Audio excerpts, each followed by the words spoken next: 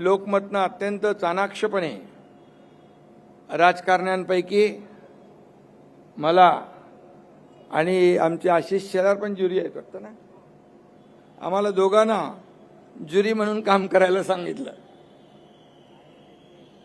आणि मगाशी विजय बाबूंनी सांगितलं, मी नगरविकास मंत्री असताना दिल्लीमध्ये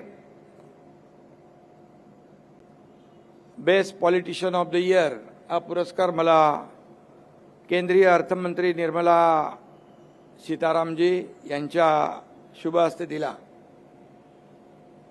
पण आमचे मित्र आशिष शेलार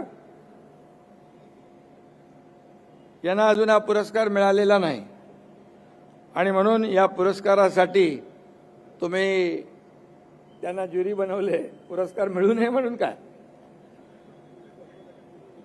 आणि म्हणून ज्युरी झाल्यामुळे ते स्पर्धेतून बाद झाले. पण दर्डाजी पुढच्या वर्षी मात्र आशिषजींना ज्युरी म्हणून नको, थेट पुरस्कार घ्यायलाच बोलवा, असं तेही काम करतात त्यांच्या विभागामध्ये.